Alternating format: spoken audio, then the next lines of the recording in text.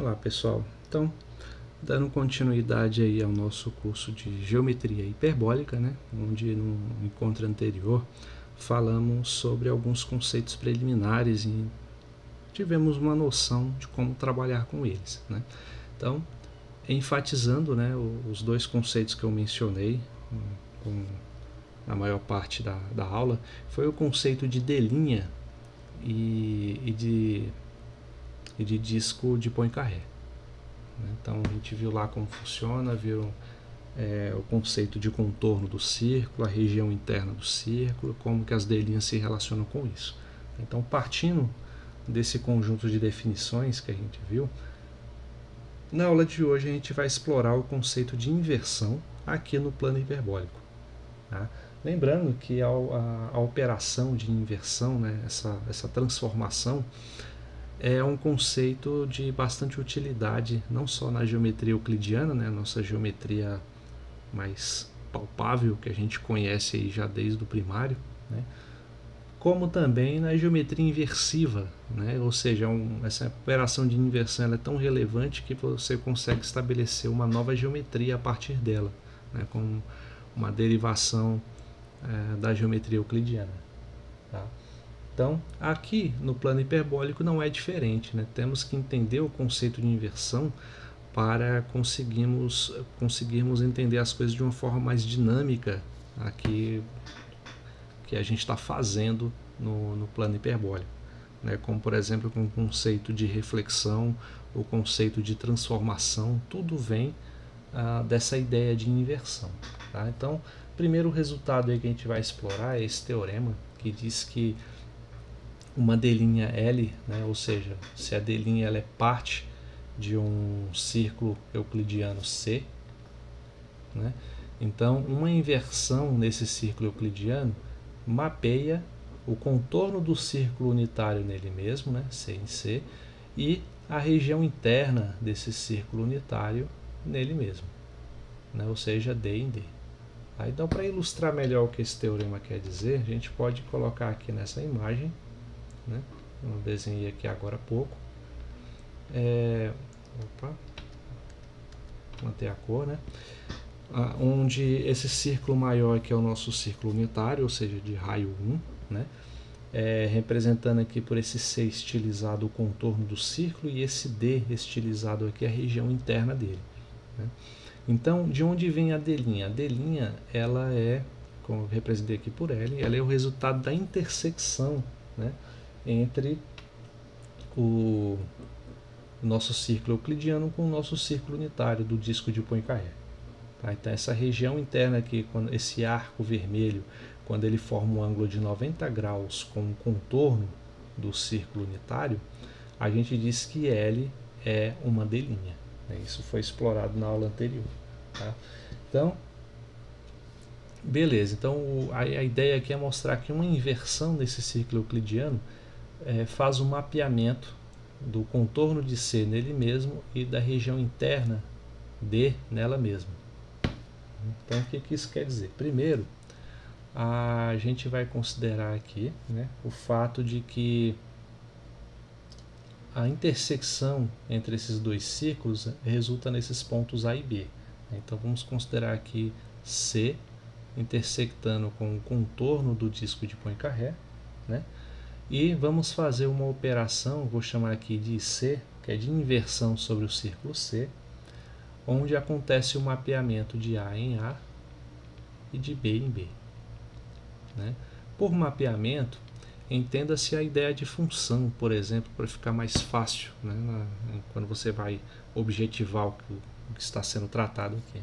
Significa isso que quando eu faço como, por exemplo, f da função a, resulta nela mesma, né, através aí de uma transformação específica, certo? Então, que eu não estou delimitando o aspecto da transformação. E f de b resultaria nela mesma, resultaria no próprio ponto B. Tá? Então, isso junto com o fato, né, de que a inversão ela preserva os ângulos, algo que a gente vai explorar mais adiante, né, o que isso significa? Quando eu faço a operação de inversão em um dado ente geométrico, os ângulos devem ser preservados. Então aqui, esses ângulos que estão aqui devem ser preservados para não descaracterizar a D'. Okay? Assim, a nossa ideia é provar que a inversão em C mapeia C em C, né? Ou seja, o contorno do nosso disco unitário dele mesmo. Então, já que a gente não sabe se isso ocorre ou não, né, vamos ter que mostrar. Vamos dizer que o contorno C é mapeado num contorno C', diferente dele. Né? Nossa ideia é mostrar que C e C' são iguais. Tá? E sabendo também que C' é igual à intersecção de C com o círculo euclidiano, né, que é o outro C aqui. Tá? Mas o resultado dessa intersecção é esse arco AB em vermelho aqui, representado assim, ó, AB, né? E ele pertence vamos dizer, uma parte, né, desse arco, ou os extremos desse arco pertencem a C, pertencem ao contorno do nosso disco unitário. Tá? Portanto, com isso a gente pode concluir que a operação de inversão em C, né, faz o mapeamento de C, do contorno C, dele mesmo. Né? Já que o próprio resultado da intersecção de C com o nosso círculo unitário resulta em um elemento de C. Né, resulta em um elemento do círculo unitário, desculpem. Né? Então eu posso dizer que o resultado da inversão é isso. Né? Aqui está a primeira parte, né, do que o teorema está dizendo. Tá? A segunda parte, né, vamos considerar o seguinte, que D, aqui embaixo, né, D é igual à região interna, né, do disco de Poincaré, desse disco delimitado por C. Então eu vou representar assim, ó, uma linguagem um tanto informal, mas só para a gente ilustrar bem o que está falando, né? Região interna de C. Tá? Então, assumindo isso, né, já pela definição, um mapeamento sobre o círculo euclidiano C faz com que essa parte interna do disco, o mapeamento, né, de D, ele resulte ou no interior, fazer assim, ó, no interior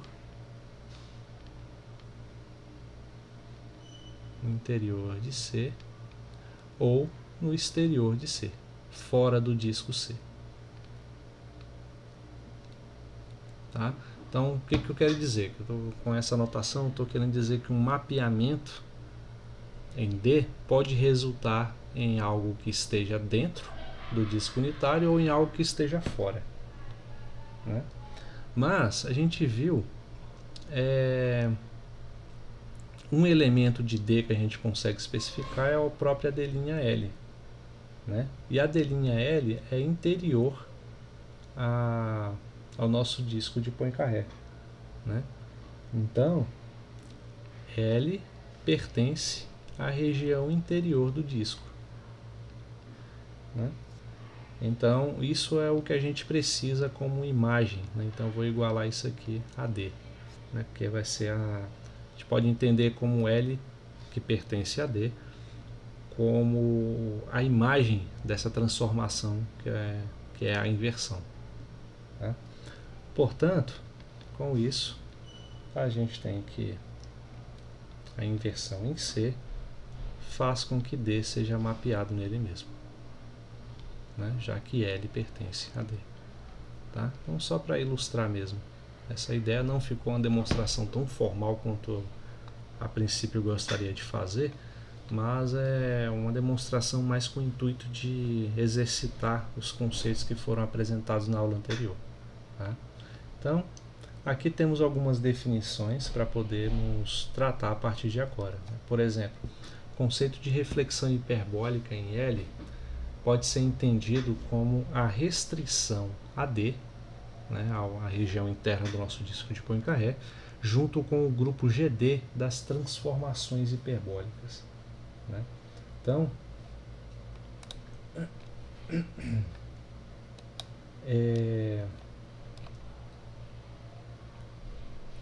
bom, esse conceito vai ficar mais claro quando a gente viu mais especificamente na próxima aula, né, o conceito de transformação hiperbólica. Como eu disse, há uma relação muito próxima entre transformação e reflexão no plano hiperbólico. Tá? A gente vai ver isso mais especificamente adiante. Então, com essa definição, só quero dizer que a reflexão hiperbólica ela pode ser entendida como, quando eu falo L é a restrição a D. Então, a D', né, ela é composta por elementos que pertencem à região interna do nosso disco de Poincaré, né? Então, esses elementos, junto com o grupo GD, né, das transformações hiperbólicas, constituem o conceito de reflexão hiperbólica, né? Então, a ideia de grupo a gente não vai explorar muito, mas pode ser que eu fale disso um pouco mais na próxima aula também, tá? O grupo das transformações. Enquanto que o conceito de geometria hiperbólica propriamente dito, né, de acordo com as definições que a gente já viu, vai consistir num disco unitário D junto com o grupo também das transformações hiperbólicas, né? Então veja a diferença, né? Uma reflexão ela vai se restringir à ideia de L, né, que é um elemento de D, junto com o grupo das transformações hiperbólicas, ou seja, reflexão são operações que eu faço sobre a D', né? Então, operações de transformação sobre a D', enquanto que geometria hiperbólica vai consistir em todo o disco unitário junto com um conjunto dessas transformações, com um grupo dessas transformações hiperbólicas, tá? Então, essas duas coisas juntas compõem o conceito de geometria hiperbólica. É uma definição mais algébrica, né, da geometria, né? E por fim, o ângulo hiperbólico, que eu escrevi errado, desculpem, né, consertem aí por favor, ângulo hiperbólico entre duas curvas de um ponto A, que pertence a esse grupo de transformações, é o ângulo euclidiano entre suas retas tangentes em A, né? Essa segunda parte, ela fica mais, essa terceira definição, desculpem, né, ela fica mais fácil de visualizar através aqui desse exemplo, né? Então, antes disso eu vou colocar aqui, se eu fosse tentar entender esse conceito do ângulo hiperbólico, posso pegar o nosso círculo unitário,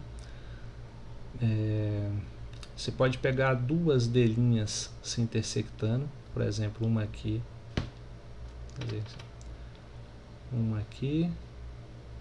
e a outra aqui, tá? Então, como eu só quero a D', né, vou apagar aqui essa outra região. Então, o que o teorema fala é que no ponto de encontro onde essas duas D' se encontram, qual é o ângulo que elas formam? Aí você vai precisar traçar a tangente a esse ponto nesse círculo e a tangente a esse ponto no outro círculo, tá? O ângulo que elas formarem aqui vai constituir o chamado ângulo hiperbólico, ok? Então, era só para ilustrar brevemente essa propriedade, né? E antes da gente ver um exemplo, fala também do conceito de transformações hiperbólicas, né? As transformações elas mapeiam D' em D', preservando os ângulos. Não vou colocar uma demonstração, né? Mas dá para você entender, né, esse conceito, como ele funciona. Como eu falei, uma reflexão ela tem que preservar os ângulos, né? E sendo a transformação, né, junto com as D', né, que como está aqui na definição, o que é uma reflexão? Uma reflexão em L é a restrição AD junto com o grupo das transformações hiperbólicas. Então, na reflexão você tem esses dois elementos, a D'L e o grupo das transformações hiperbólicas, tá? Então, esse teorema afirma que as transformações hiperbólicas então vai fazer o mapeamento de D' em D', preservando os ângulos que que elas formem entre si, né? Então, para a gente explorar um pouco um exemplo, né, do que pode ser feito, seja o seguinte, ó, vamos considerar L uma D' e P um ponto em D, tá? E vamos fazer também uma imagem Q, né, de P sobre a inversão no círculo C. Então, assim, antes de continuar a leitura, acho que eu vou fazer aqui uma ilustração primeiro, aqui embaixo.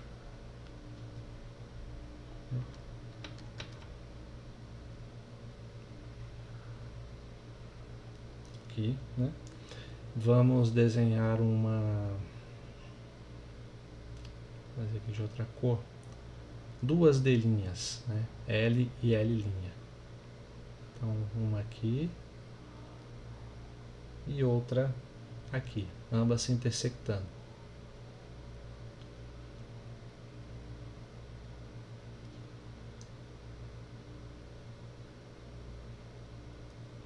Vou apagar aqui a região externa que não nos interessa, né? Então, digamos que essa daqui seja a nossa D'L, enquanto que esta outra é a nossa D'L', né? Então, seja uma D'L e P um ponto em D, né? Então, vamos pegar um ponto P que está sobre essa D'L, por exemplo, esse é o nosso ponto P, tá?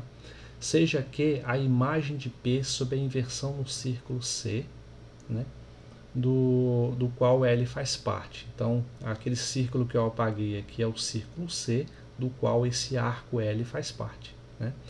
E P vai ser a imagem de... o Q, né? Q vai ser a imagem de P em relação a esse arco, né? Então, ou seja, Q vai estar mais ou menos aqui, né? Vai ser a imagem de acordo com a inversão.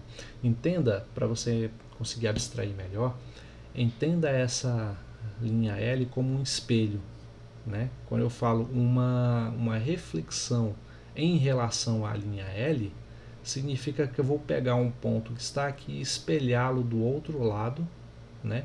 Tendo essa linha L como referência, tá? Talvez essa noção ajude a clarear um pouco mais. Então esse aqui é o nosso ponto Q, que é a imagem de P, né? E o encontro entre essas duas D' se dá aqui no ponto S, né? Tá aqui, fala do ponto S. Então, mostre que essa inversão em C mapeia L' nela mesma, tá? Então, como eu disse, L', né, é essa linha sobre o qual estão os pontos P e Q, né? Então, a gente pode dizer assim,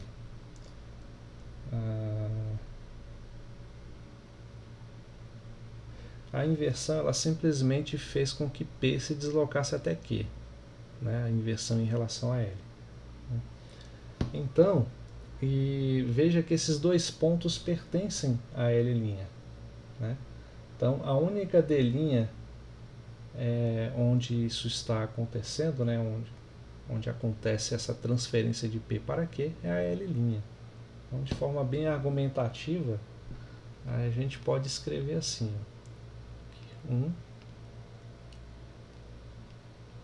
né?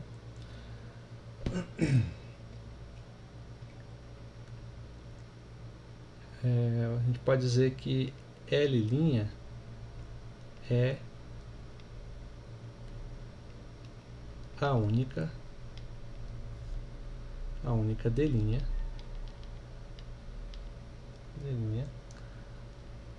através a única D' que passa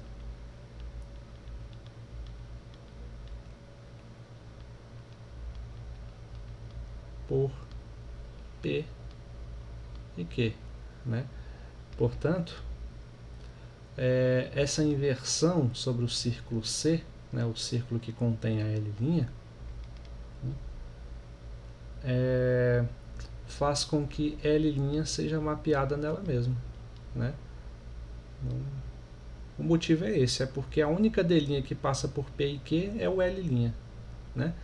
Logo, quando eu vou fazer uma inversão em relação ao círculo euclidiano C, né, nesse caso, essa inversão fará com que L' seja projetada nela mesma, né, já que os nossos pontos de referência são P e Q. Então, de forma geral, esse seria o argumento para mostrar que a inversão em C mapeia a L' em si mesma, certo? E o segundo é deduzir que as D' L e L' formam um ângulo reto no ponto S, né?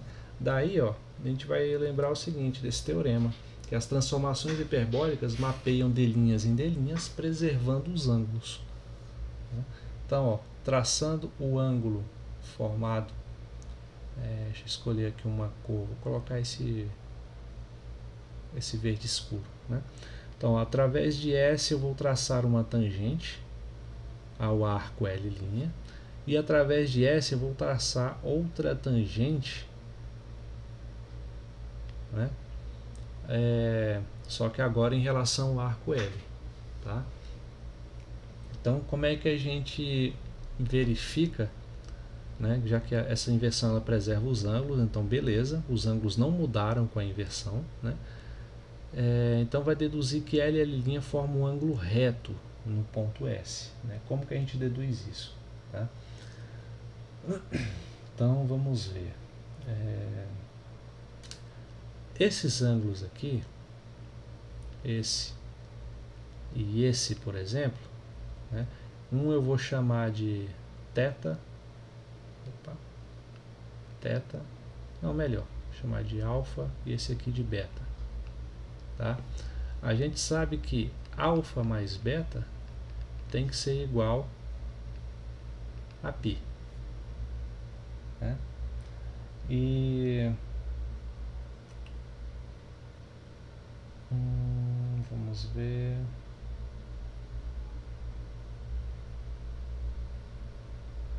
Então, com o teorema dizendo que as preservações, que as transformações mapeiam D' em D', preservando os ângulos. Então, quando eu faço o mapeamento de L' para L ou de L para L', todos os ângulos envolvidos aqui, né, dessa intersecção são preservados, né? Eles não podem se modificar, tá? Então,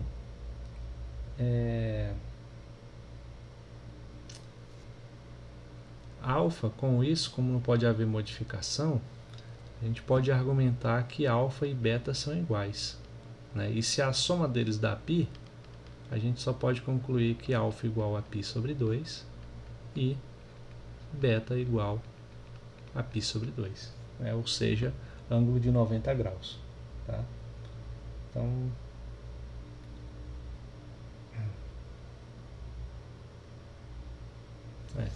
mas só esse argumento por si só não mostra, né? Como é que eu posso... Não, deixa eu tentar desenvolver melhor esse argumento aqui. Então,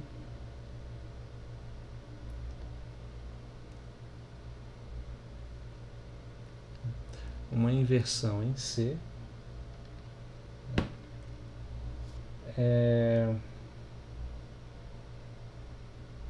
ou inversão em C, é uma operação que mapeia L em L', né?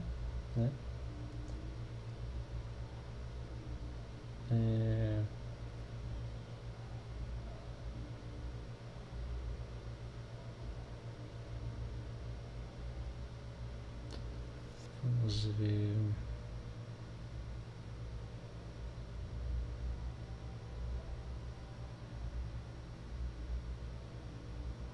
Bom,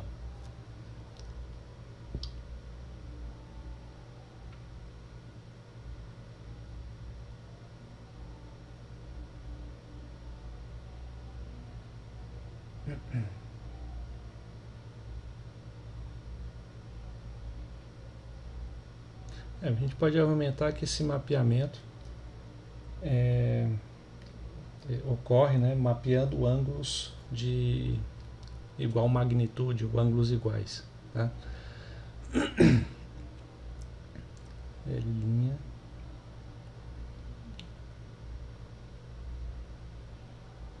Então, essa inversão, né, é um mapeamento de L para L' com ângulos iguais.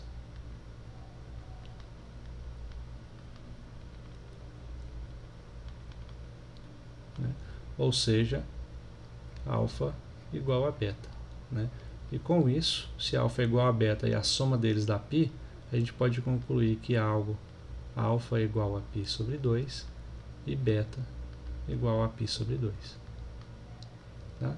Não sei se ficou muito claro, né, essa ideia expressa aqui no segundo item, mas vou dar uma analisada depois. Qualquer coisa eu explico em um outro vídeo. Ok? Vou ver se eu consigo trazer isso de uma outra maneira. Tá? Bom, isso aqui eu tinha pulado essa parte, né, para desenvolver, mas acabou sendo só nesse primeiro slide deu para desenvolver. Tá? Então, quanto à existência de D', né, esse aqui é o chamado teorema, que é o lema da origem.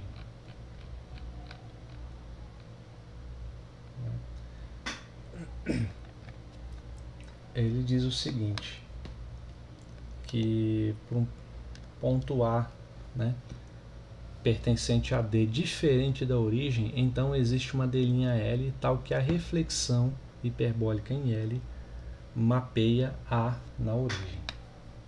Tá? Então, como sempre é bem melhor ilustrar, né, para ficar mais claro do que a gente está falando, vamos fazer assim, ó, um disco de Poincaré, né, e um disco euclidiano C, certo? Então, digamos que esse disco euclidiano seja centrado aqui no ponto R, né? A intersecção entre os dois se dá num ponto P, e o centro do círculo unitário é o centro O, né? Que eu coloquei ali assim, tá? Então, com isso, vamos fazer o seguinte, ó, ligando esses pontos para formar um triângulo.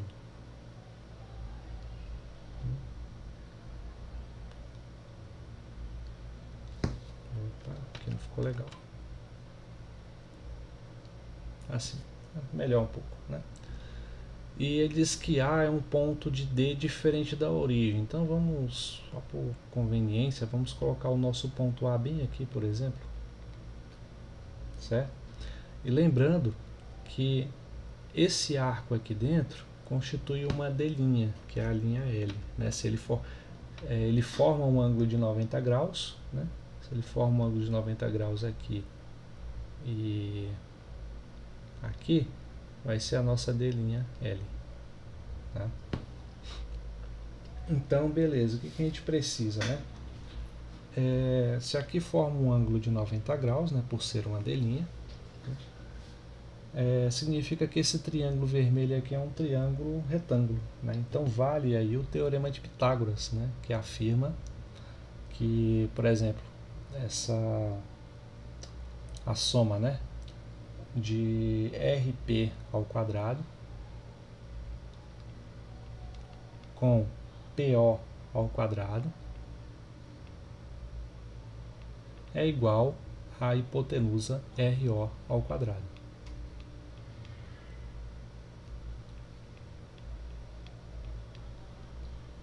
Tá? E lembrando que esse círculo aqui é o nosso círculo unitário, esse maior, né? Então, esse comprimento OP corresponde ao raio 1.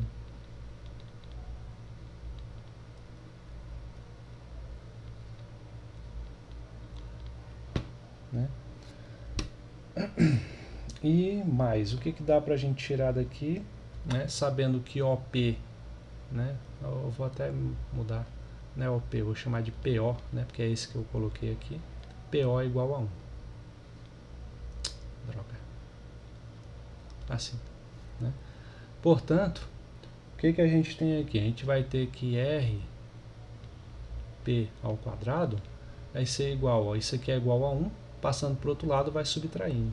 Então vai ser RO ao quadrado menos 1. Né? E tem um resultado que eu não vou mostrar aqui, que é lá da geometria inversiva, né? Que é a chamada condição de inversão.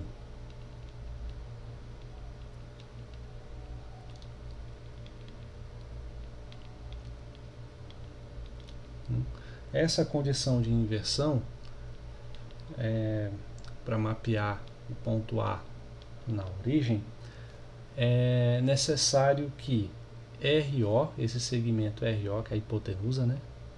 RO, multiplicado por RA, que é a distância de R até o ponto A, né, seja igual a RP ao quadrado. Certo? Aqui é um teorema à parte, né, que eu não vou entrar em detalhes quanto a ele. Também não nos interessa muito aqui no nosso curso, basta a gente saber essa propriedade. Okay? Então, resultado, onde tiver RP ao quadrado, eu vou colocar RO vezes RA. Né? Então, portanto, RP ao quadrado vai virar RO vezes RA, que é igual a RO ao quadrado menos 1. Né? Então, o que a gente pode fazer aqui? A gente pode trazer o RO vezes RA aqui para o segundo membro e esse 1 ser colocado no primeiro. Né? Então, seria basicamente assim, ó, 1 igual, 1 vai positivo, né? RO ao quadrado menos RO vezes RA. Né? Então, só invertendo, colocando o RO em evidência, né? Aqui vai ficar RO menos RA é igual a 1. Né? Porém, quem é RO menos RA? Né? Olhando aqui no desenho, quando eu pego toda a hipotenusa RO e subtraio o comprimento RA, vai sobrar apenas AO.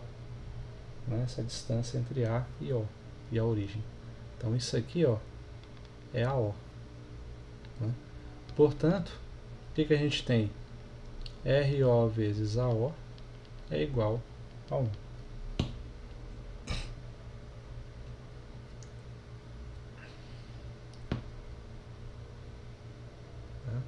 Então, com isso, a gente tem a condição de inversão. Para a gente conseguir mapear qualquer ponto do domínio D na origem, é preciso que a distância entre esse ponto e a origem, multiplicada por RO, né, que é a distância entre o centro do ciclo euclidiano e o centro do disco de Poincaré, ambos multiplicados seja igual a 1. Tá? Com isso, ó, seria meio que equivalente a gente dizer que esse segmento AO é igual ao inverso do segmento RO. Né? É uma outra maneira de expressar esse resultado.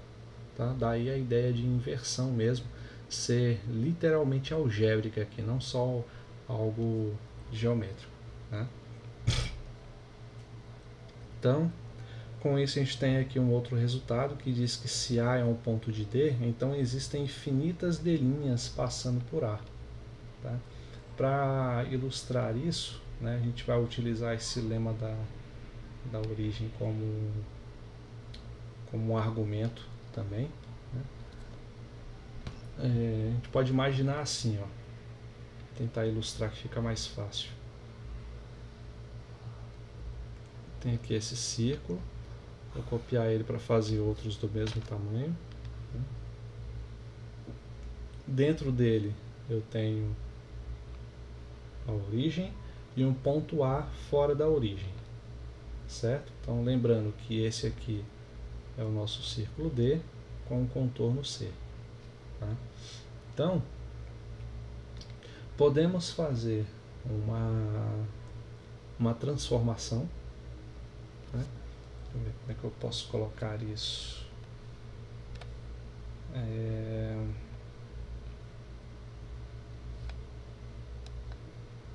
Bom, vamos ver.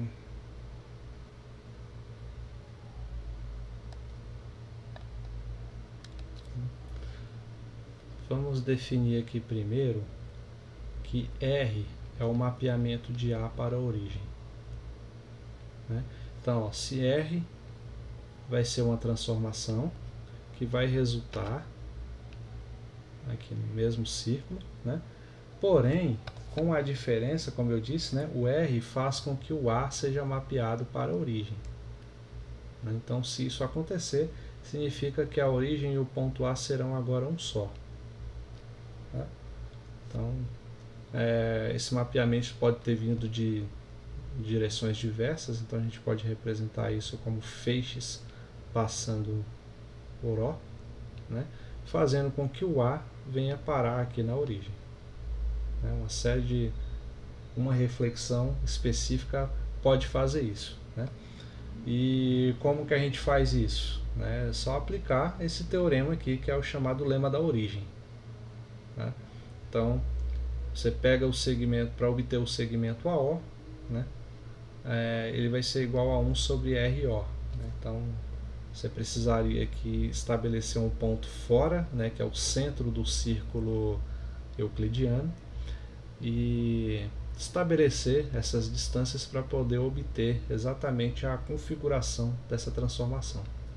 Então aqui é a transformação R, né? E uma transformação inversa, né, pode ser obtida assim, ó. Uma transformação inversa faz com que esse centro O seja projetado para A.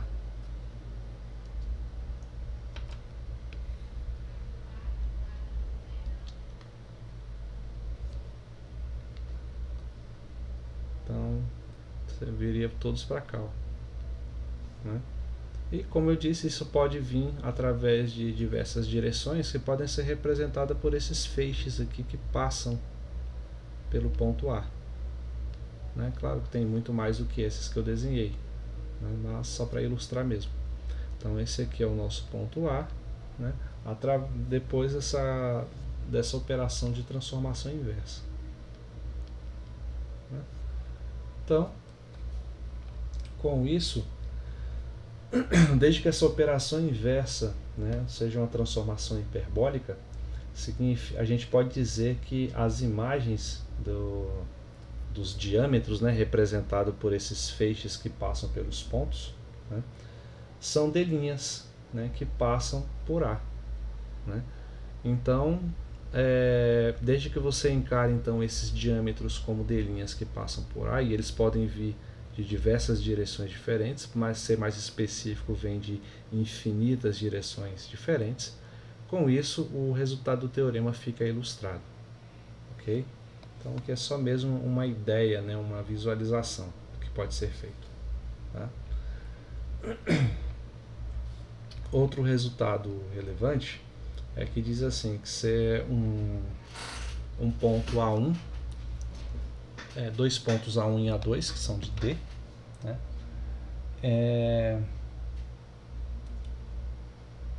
Eu posso fazer isso.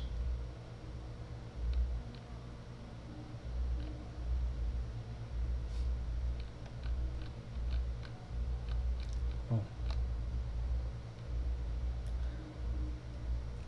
esses dois pontos A1 e A2 pertencem a D, e vamos considerar L1 e L2, né, como partes, né, desse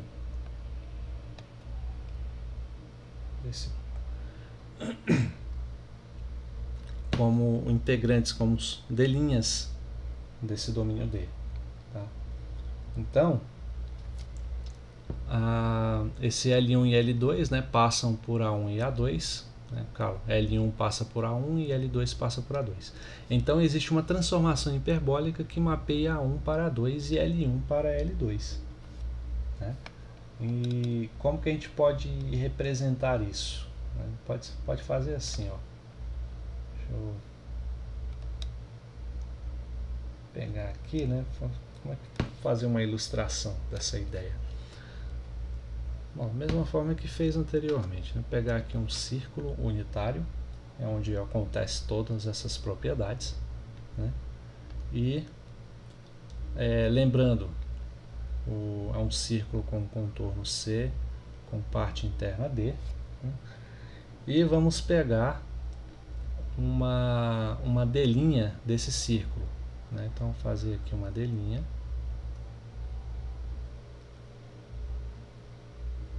né?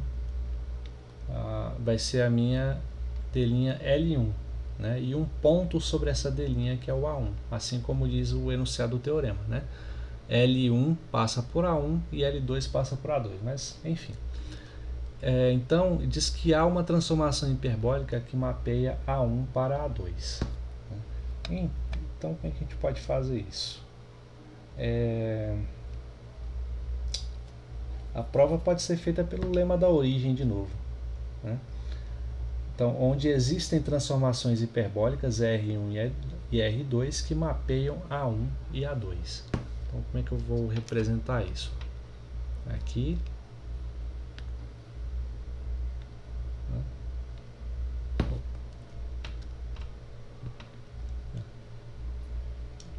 Representar de vermelho as transformações hiperbólicas, né?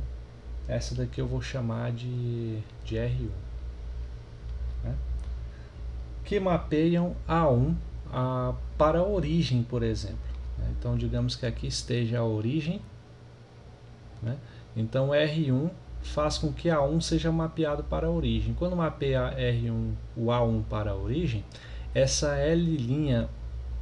D', desculpe, L1, onde o A1 pertence, vai também ser projetada para uma D' que passa pela origem. Mas a D' que passa pela origem é um diâmetro, tá? Então, ó, aqui vai ficar o meu ponto A1, né? Que vai se coincidir com a origem.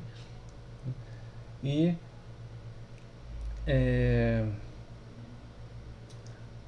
esse diâmetro vai ser uma imagem de L1. Então, vou chamar de L1'. Tá? E agora, né? Então,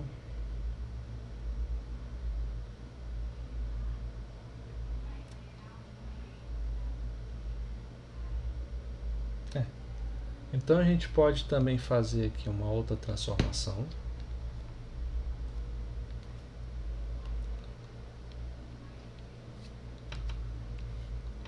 Uma outra transformação que eu vou chamar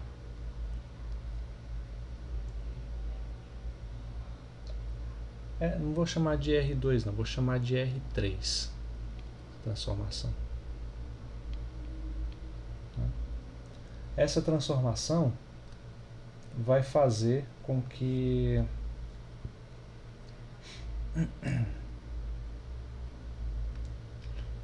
é uma transformação que gira, né, a nossa região interna D em torno da origem, né, de modo que a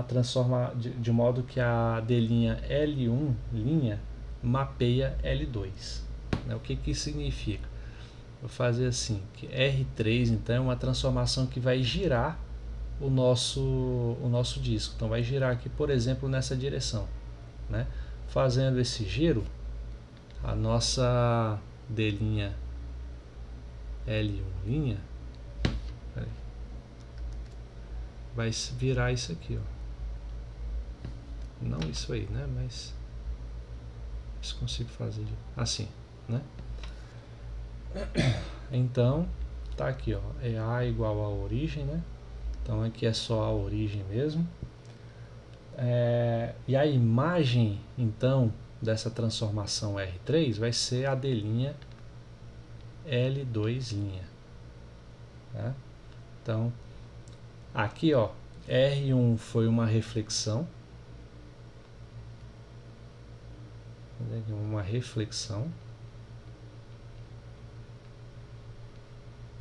né, que pelo lema da origem a gente conseguiu fazer essa projeção de A1 para A1 para a origem, né, do nosso disco de Poincaré, né? E essa outra transformação que eu fiz aqui foi uma rotação, né, que transformou L' em L2'. Né. Então aqui, como eu posso fazer a inversa, né, eu posso fazer assim, ó, fazer uma operação aqui, né, colocar meu círculo unitário aqui. Essa operação, essa sim eu vou chamar de R2. Né?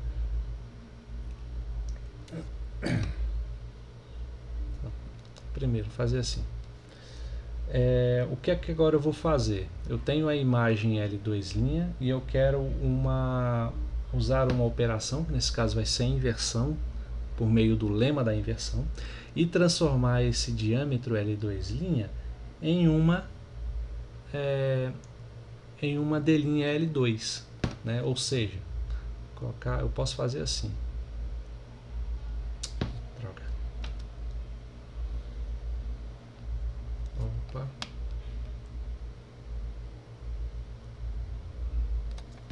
Aqui não ficou muito legal.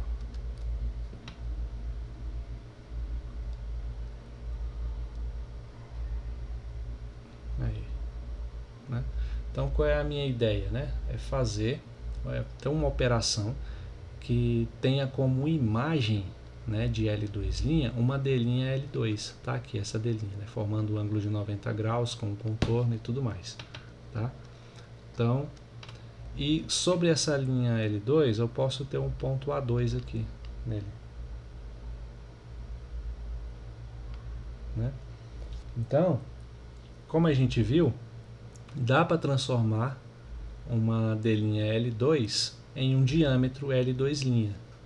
Então eu posso, por exemplo, sair daqui dessa quarta representação, né, e chegar aqui, ó, ter como imagem uma L2'. Então eu vou chamar essa daqui de R2, né, enquanto que quando eu saio do diâmetro L2' para a D' L2, eu vou ter a inversa de R2 acontecendo.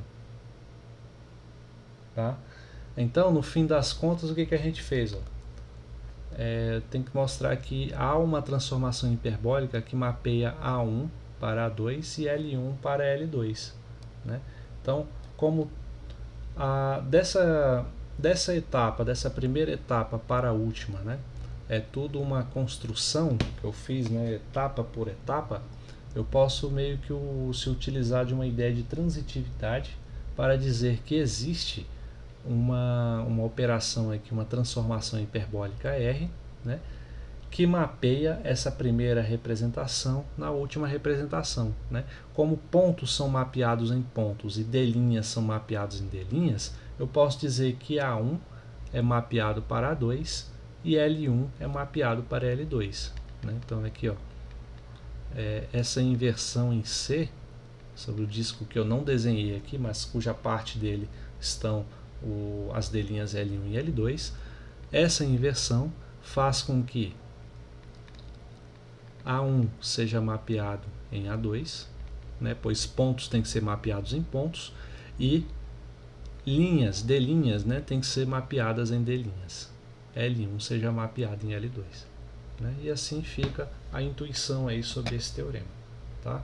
Então, mais é mostrando aqui uma metodologia de demonstração do que uma demonstração em si. Ok?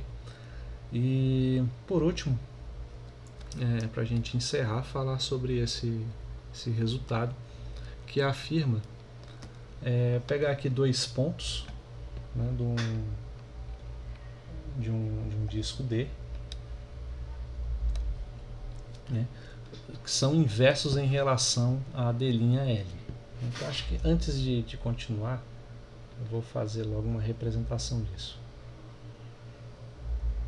Aqui o nosso disco, né? Vou fazer aqui 3 D' aqui. Fazer uma maior assim.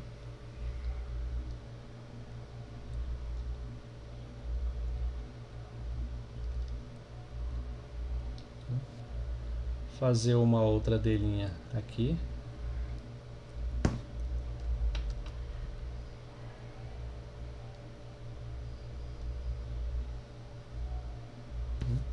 E uma outra delinha aqui.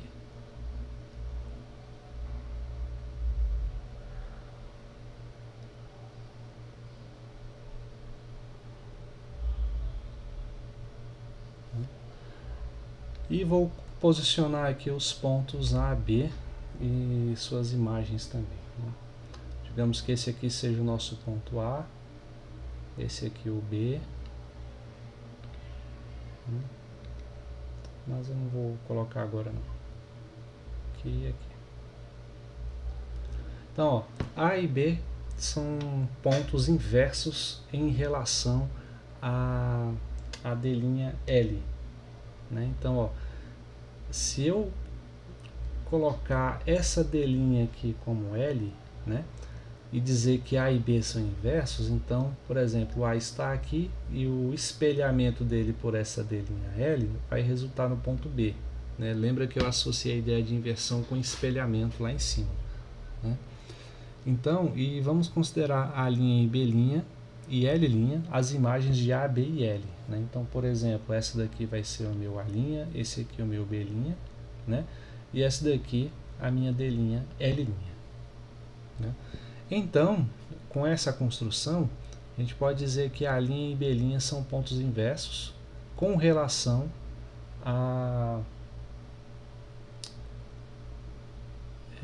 em relação a L'. Tá? Então, ó, qual é a ideia? Né? Que A' e B' são inversos A e B, mas em relação a que D'? Essa daqui, ó. Essa linha asterisco. Certo? Então, com isso, o que o teorema quer que a gente prove? Quer que ele está afirmando que se A e B são inversos em relação a essa D' L, então A' e B' também são inversos em relação a essa L' aqui. É isso que o teorema quer que a gente mostre. Não é que ele não quer que a gente mostre, não, que ele está afirmando. Tá? Não vou fazer a demonstração dele, já está no tempo aí que eu estipulei para a aula, né? Mas a visualização dele fica assim, ok?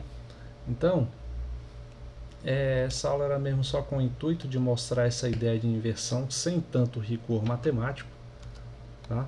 Eu queria, a minha ideia era só tentar construir e ilustrar os teoremas a partir das definições que fizemos na aula anterior e algumas que acrescentamos nessa, ok? Então, espero que tenha ficado claro, pelo menos a maior parte da terminologia utilizada, né? E as suas aplicações aqui nesse desenvolvimento. Certo? Então, na próxima aula a gente continua falando sobre transformações hiperbólicas e transformações de Möbius, também que são bastante úteis aqui na geometria hiperbólica. Então, até a próxima aula. Boa noite.